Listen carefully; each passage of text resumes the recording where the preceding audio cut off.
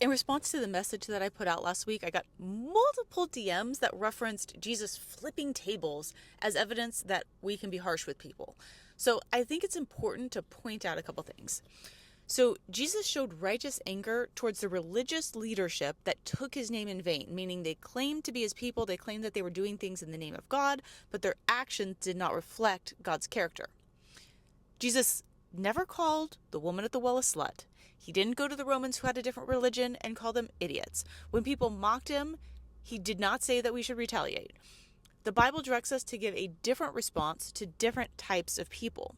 It says, "We urge you, brothers, admonish the idle, encourage the faint-hearted, help the weak, be patient with them all, see that no one repays evil with evil, but always seeks to do good to one another." Notice it doesn't say admonish the weak. It says that that is the type of person who needs our help, not a rebuke.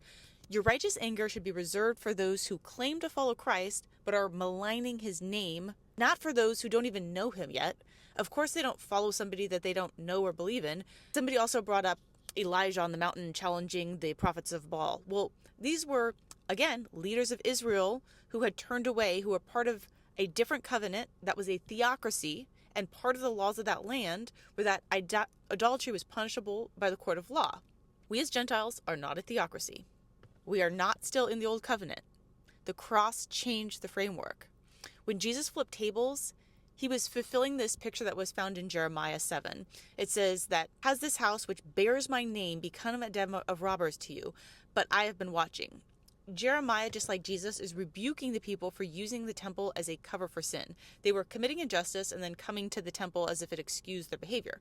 Well, in Jesus' time, not only were they financially exploiting people, but they had set up shop in the place that the Gentiles were supposed to come and worship. So not only were they corrupt, they were preventing the central vocation of Israel, which was to bring blessing to the nations and draw them to God. Instead, they were shutting the nations out.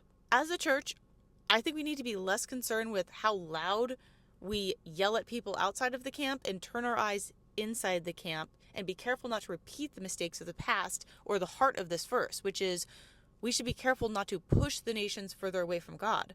We should be clearing the obstacles that are preventing them from meeting with God. By all means, speak up for and proclaim the truth, but do so with gentleness and love.